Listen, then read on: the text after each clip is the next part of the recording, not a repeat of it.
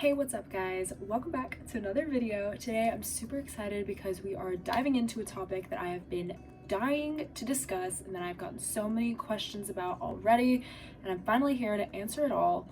So, you want to go Greek?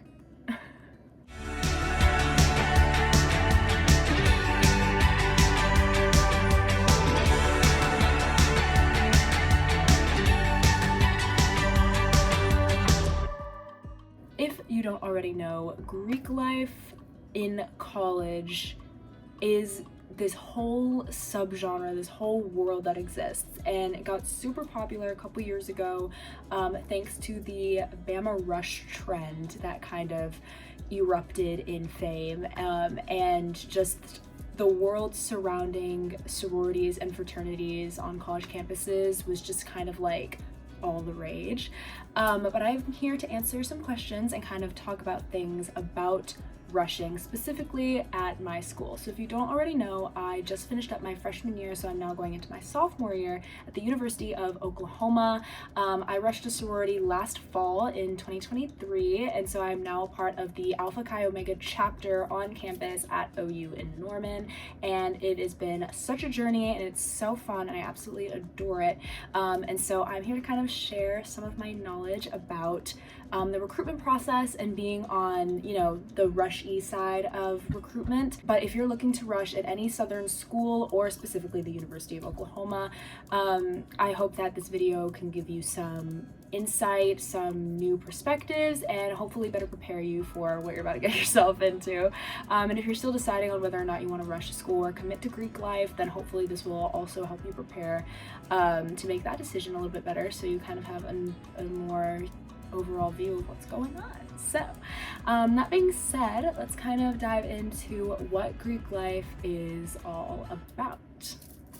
So Greek life, being part of, a sorority or a fraternity, basically it is a group of boys or girls, a brotherhood or a sisterhood. In our case, it's going to be a sisterhood of just a bunch of different girls across all 4 years that you can be in college when you're an active member. You meet so many new people. It's a really big social aspect thing. You can get so many new connections, and you get all of these opportunities to get involved on campus throughout philanthropy events and appearances and all these things that are going on. I was literally never bored because I always had something that Alpha Chi was a part of, or that they were throwing or putting on, that I could go attend. And not even just Alpha Chi, but also other sororities on campus. There were always different events going on, things that we're sponsoring, deals and all this stuff. Specifically at OU, we work a lot with the local businesses down on Campus Corner, and so we're always doing like tabs at the nutrition bars or at the acai bowl places and everything, and they cater to us for certain events, and so it's really nice. It's super awesome. You get loads of merchandising and things that are sent out specifically to the members of the chapter. If you want like a specific shirt that is repping your sorority, or a bag, or a sleep set, there's so many different options and things like that. But of course the biggest thing is the people that you get to meet, especially when you're rushing at the very beginning of your college year. If you don't know anybody going into college, this is a fantastic way to get to know people. Even if you don't end up fully committing to a sorority by the end of the week, you meet so many different people just standing in those lines for hours and hours, and just throughout the entire process overall, it really is a huge social thing. And I met so many girls that rushed other sororities throughout that experience that I still talk to, which is just amazing. It's a whole entire community. You also get to participate in different events like USing, homecoming, and scandals in spring semester. I was a part of USing, which is the University Sing program that OU holds specifically for Greek life, and it was so much fun. It was one of the highlights of my first semester in college as a freshman. You can only do USing if you are a freshman, so I highly recommend after you rush a sorority or a fraternity, you definitely check out auditioning for that, because it was a 10 out of 10 experience and I loved it so much, and I'm going to recommend it to everybody forever and ever and ever. So I'd highly recommend that. I've also heard amazing things about homecoming, which you get to perform during homecoming at Oklahoma, and you also get to be part of the parade. Each frat sorority team creates floats. It's super fun. It was a great time. now that we kind of talked about the perks and things like that and the commitment that it kind of is, let's talk about what Rush is actually all about and what does the process even look like. So when you decide to rush the sorority, they are going to have registration that opens up usually during the summer before you enter your first semester as a freshman. So you definitely want to keep an eye out for whenever your school announces that the registration is open. For Oklahoma, we open registration in early June / end of May, and registration closes mid-July. So make sure that you go on, you fill out your registration forms, and you send everything in so that our Panhellenic team can know that you are on the radar to be rushing a sorority. With this, you fill out your t-shirt number when you get your Rush t-shirt, so like your size, and we add you to the system so we know who we're looking for. On the sorority side of things, there are a bunch of stuff that you can do before actually showing up for Rush Week that can help get you a little bit of a head start on Rush. The first thing that I would recommend doing is taking a look at your social media accounts. This is across all sorts of apps, but more specifically Instagram, TikTok, and Twitter. These are really kind of the big ones. And then also, ladies, if you have a Visco out there, we will also be looking at that. But basically, the way that we get to know you as a person before you show up on our front doorstep during Rush is through your social media and what kind of image you present yourself in. So it's really important that you are presenting yourself in a way that you want to be perceived when it comes to what you're posting on Instagram, what you're commenting, what you're saying, what you're liking, and just things like that. So we really want to know you and know your personality. So the more personal and exciting you can be on those social media platforms, the better it is, because it shows us what makes you you. And when we're looking for new members to Rush, we're always looking to just see who you are. That is truthfully what it is. The whole point of joining a sorority and rushing is so that you can be a part of a sisterhood with girls that have similarities to you, and you can find this kind of found family where you're not almost guaranteed to find someone that you can connect with on a deeper level, especially when starting on this new crazy journey in college. And so social media plays a really big role in that. So I would always be checking. If there's anything that you don't want to be tagged in, untag yourself. If there's anything that you don't want the people that you're trying to, join a sorority with, you don't want exec teams to see, delete it, archive it, wait until later to post it, just things like that. So when it comes to apps like Instagram, TikTok, and Twitter, either make them private, if it's a TikTok, or Twitter account, but you probably want to make sure that your Instagram is public, because we want to see you and we want to know you. So make sure your Instagram is a public account. It should not be private if you're trying to rush a sorority. And also make sure that your full name is either your @ or in your bio, so that we know exactly who you are, because when you register to Rush, we want to be able to see you and know you and make sure you are, the person that we are looking for. And so that's just what I would try to do. Make it fun, have fun with it, be exciting, be creative, things like that. They love to look for, if you're traveling new places, they love to see pictures of not just you, but also you and your friends, you and your family. They want to see what you're up to over the summer.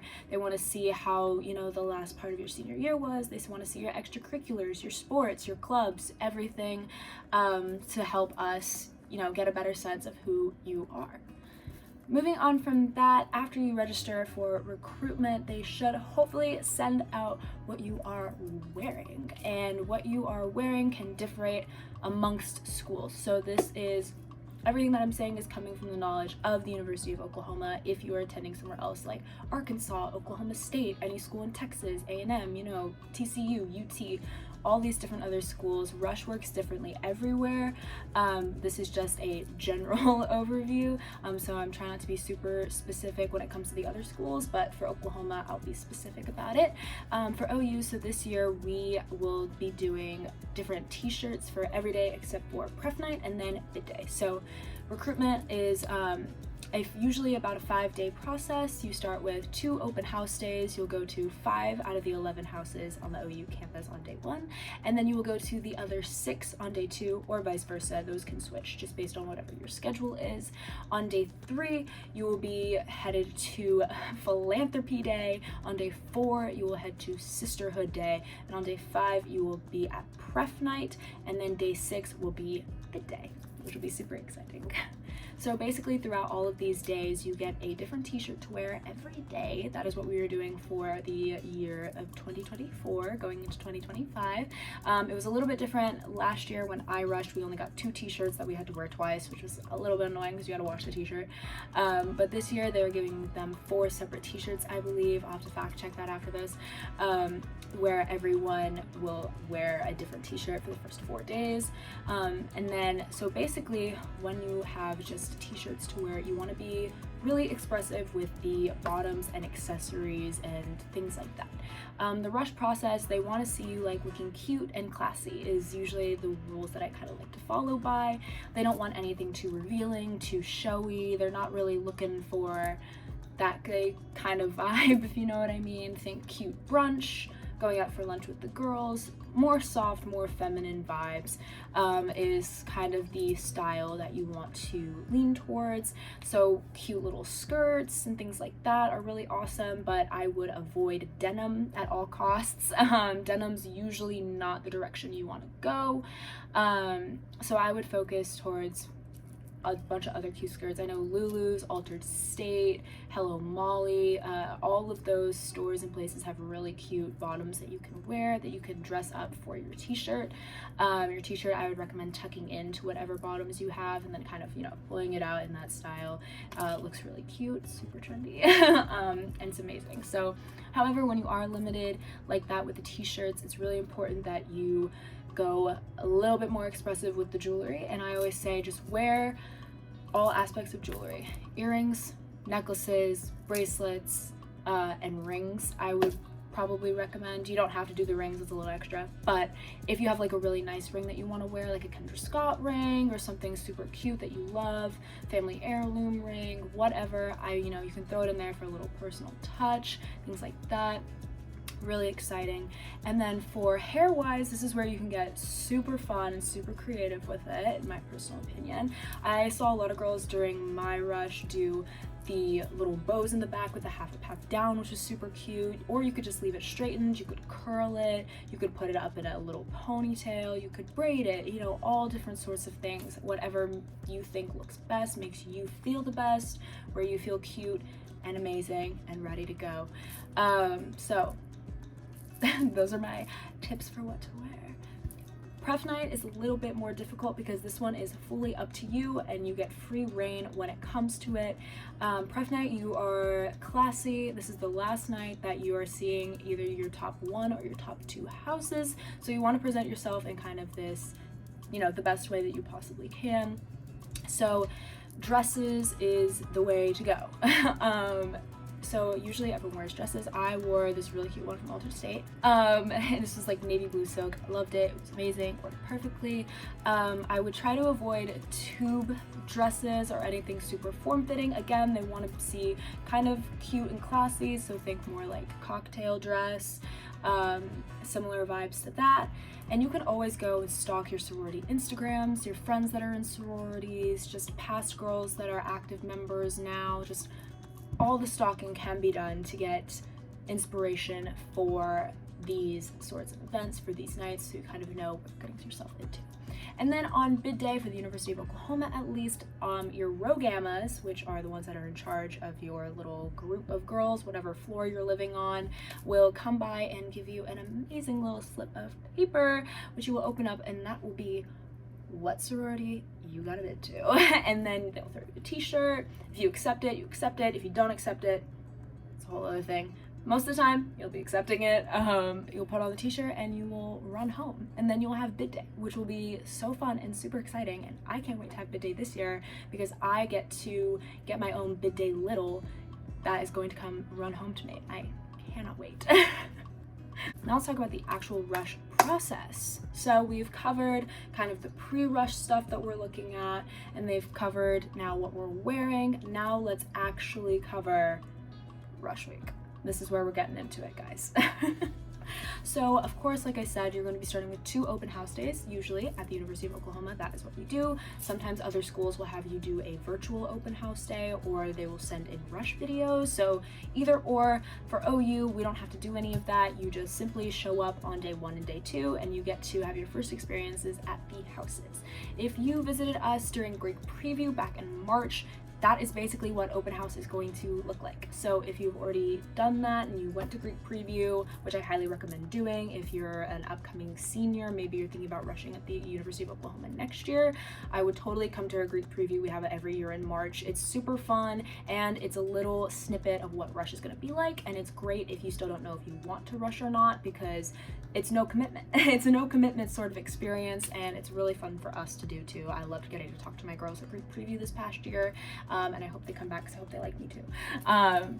But so that is basically how open house is going to work. It's going to be very quick conversations, about 30 seconds to a minute long, and then you're basically gonna get out of there. It's super, super short because we have a lot of girls we need to talk to, because there's so many of y'all, especially because the University of Oklahoma is moving from the Big 12 to the SEC this year, which means we are rushing even more girls.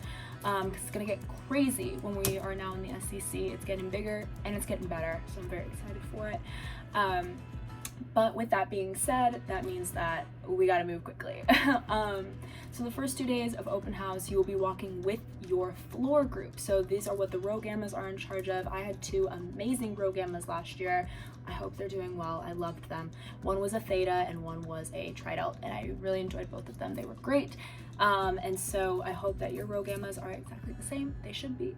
My big actually this year is a row gamma, so if you got a row gamma from Alpha Chi and she knows me, that's my big, and I love her, and she's gonna do great. So very excited. But your row gammas are in charge of your floor group, so your dorm floor group, whatever dorm you end up in on campus. Every group of girls on that floor will be assigned a row gamma, and that is the group of girls that you are going to be going to the open houses with on the first 2 days. So you're separated by floor. It makes it really easy for everyone to just get around. So that's just how it's gonna be. You'll basically just line up outside of the house, wait for them to open the doors. They'll open the main doors. Sometimes you walk up and you shake like the president's hand. Sometimes you walk up and you shake the president, the VP of membership recruitment, the VP of philanthropy, whatever. Whoever is standing at the door, usually you shake your hand. Sometimes you don't. It just depends on the house and what the sorority decides to do for a rush. Sometimes they do, sometimes they don't. It's a 50-50 shot.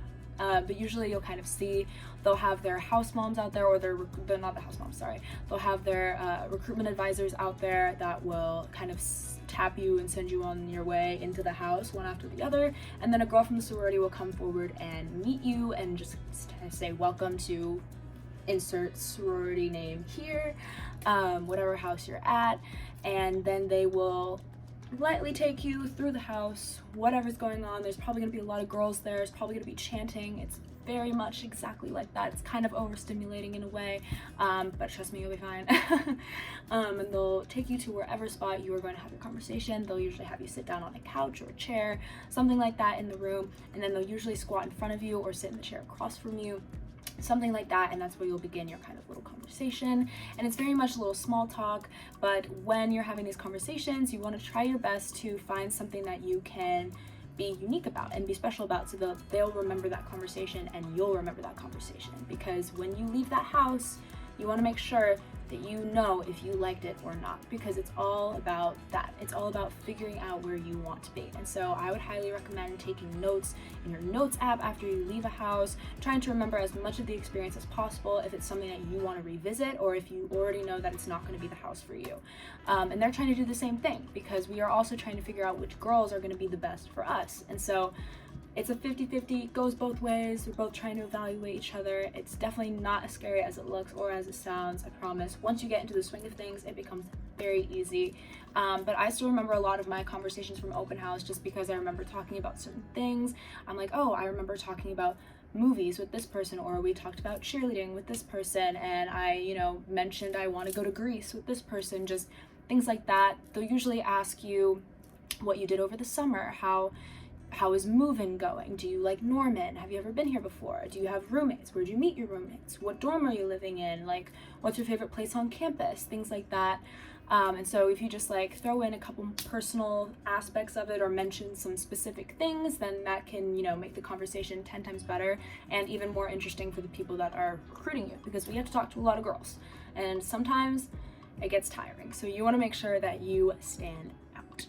All right, after doing open house for 2 days, you get to move on to the philanthropy round. But before we get into what the philanthropy round is going to look like, I want to talk a little bit about the process of elimination that occurs in between rounds. So after your first 2 days on open house, you'll come back to the dorm and they have this fun little fancy app that you get to fill out with your row gammas, where you basically get to rank all 11 sororities that are on campus at OU. When you rank those sororities, you rank them from 1 all the way to 11, and then the max number of houses that you can get back on the next day is 8. So you will be losing 3 houses for sure. Now, can you get back less than 8? Yes. If more than those bottom 3 sororities dropped you from their rankings, you will get less than 8 houses back. So it's a little bit confusing at first, but as the days go on, you kind of start to understand it. So if you like certain 3 sororities the least amount and they're your bottom 3, but say your number 6 spot dropped you, then they'll go away and they'll bump the other ones up. So then those bottom 3 houses that you picked, maybe you didn't want to go back to it, but because the other one dropped you, they bump it back onto your schedule. So it kind of moves in like a little assembly line. It all just depends on if they drop you or if they keep you. So either or, it's kind of crazy to watch it happen and watch it occur. So you can get back any number of houses from 1 to 8 on day 2. Most people get at least 5, I'm gonna say, back on the second day. But again, there's really no telling. It's hard to see, and also the sororities can't communicate with each other throughout rush week, so it's not like we know what they're thinking at all, and so it's totally personal. So it's a little bit blindsiding when I'm not sure what the other girls are thinking and what you're thinking, and it's just all over the place, but that's the system that it is. But it all works out in the end, I promise. Whatever's supposed to happen will happen, and everything happens for a reason, guaranteed. It's all about just making the most of the situation and doing your best, and that is all you can do, and being yourself throughout the entire process. So just remember that when you're going through recruitment, if you decide to do it. Okay, so you basically repeat that process every single day until you get to the last day, and that's when things start to change. I'm talking a lot and I'm like already losing my voice, so I apologize. But we'll get to all of the last final bid day stuff in a little bit. Moving on to the philanthropy round. So each round, the time that you talk to the girls is gonna get longer because you're going to less places now. And we're seeing a few less girls than we were seeing the day before. But this day, each sorority will talk to you about their specific philanthropy. It's really awesome. Each sorority on campus, and not even just on campus, each sorority in general across the states has its own dedicated philanthropy and different values that we support, different organizations that we fight for, different organizations that we donate to, that our philanthropy events that we host throughout the years are based around. So for Alpha Chi Omega, our philanthropy is domestic violence awareness, and so all of our stuff involves DVA. So going back to a house on Philanthropy Day gives you another opportunity to talk to new girls, different girls, or sometimes even the same girls, and just enhance those conversations and experiences. This is also when we usually get to show you like a little video about our philanthropy, something like that.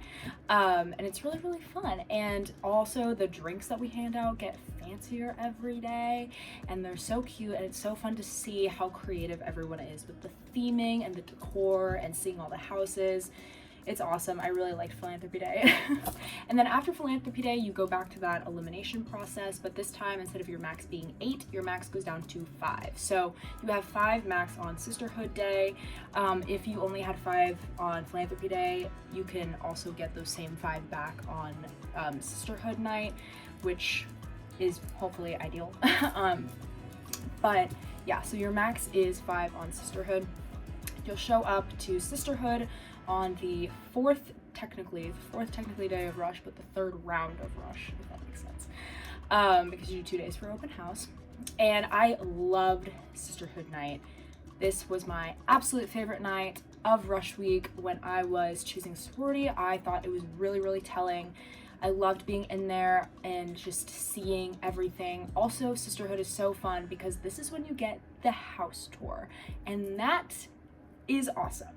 Seeing all the different sororities, walking through them, like walking downstairs, walking upstairs, like seeing more of the space is amazing. It's so fun. I absolutely loved touring the houses that I got to tour on Sisterhood Day. They were gorgeous. Like, Oklahoma knows how to do sorority houses. All of them are amazing and stunning and spectacular, and so Sisterhood Night is really, really fun for that reason. I also got to see, for Alpha Chi specifically, we did like this super cute Sisterhood like Rush video to You'll Always Find Your Way Back Home by Hannah Montana, aka Miley Cyrus, from the Disney Channel series, and I loved it. And now every time I hear that song, I think about Alpha Chi because of that video they showed me. It's also on YouTube. You should go watch it because it is so fun, and it was like my favorite thing. It was literally like kind of my selling point on Alpha Chi. I was like, this is totally my vibe. I definitely want this. Like, this is my house.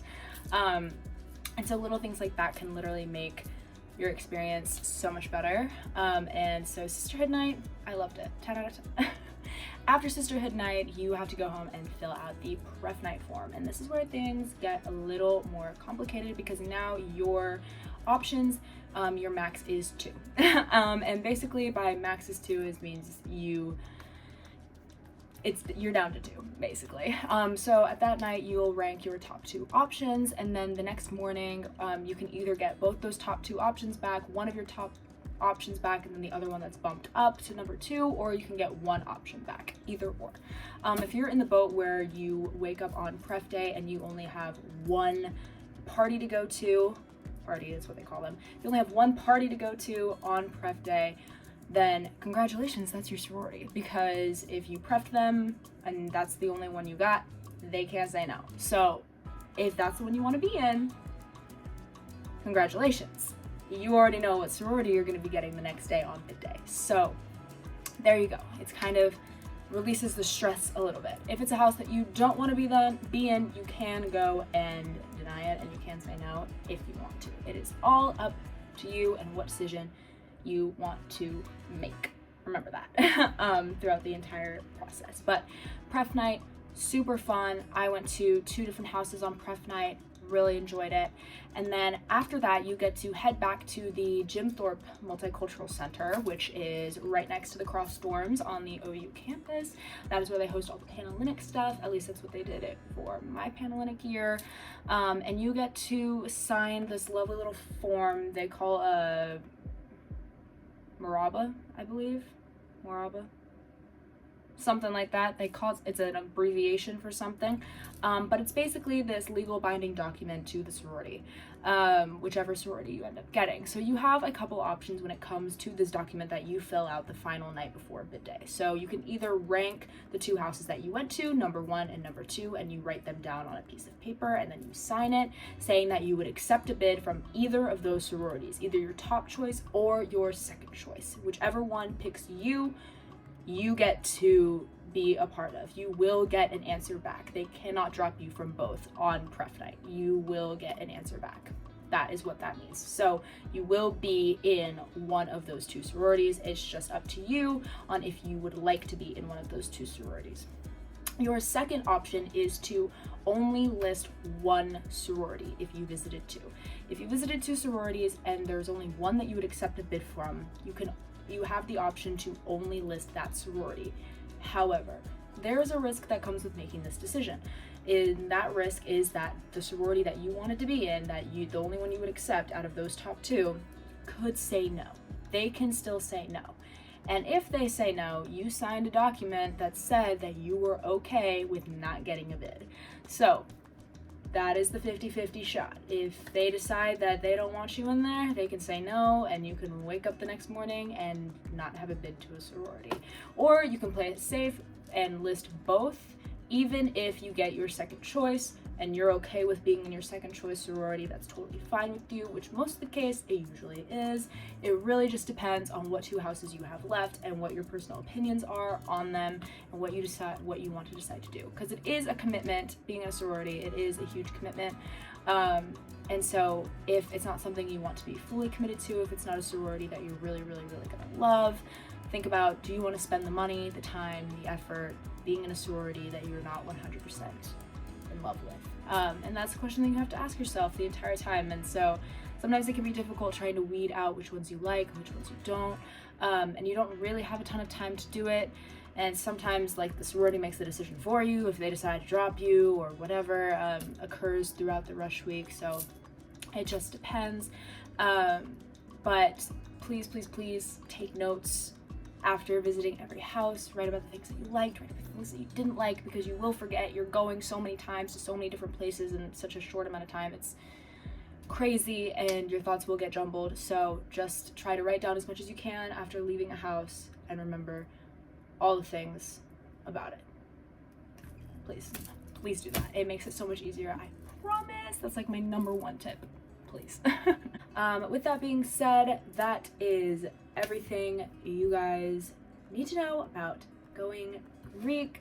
If there are any more questions that you have about rushing and Greek life, feel free to list them in the comments down below. I made a little TikTok about what to put in your rush bag, which is something that we didn't really get to talk about, but a little rush bag tip video. If you want to go check it out on my public Instagram account, or on my public TikTok account, it'll be listed also down below, as well as my Instagram if you want to go follow me and see all the things about sorority life. I'm really excited to be moving into the house this year. All of those behind the scenes things, pictures from recruitment week and work week will be posted on there. So if you want to follow along and see my side this time of the rush process journey, feel free to do so. I'd love to share it with you guys, and it'll be awesome. So hopefully you took something away from this video, whether you know you definitely want to rush, whether you know you definitely don't want to rush. Either way, I hope that it informed you at least a little bit for recruitment, and I'm super excited to meet MC24. So if you are on your way to join us at Greek Life at Panhellenic at the University of Oklahoma this coming fall, I'll see you soon.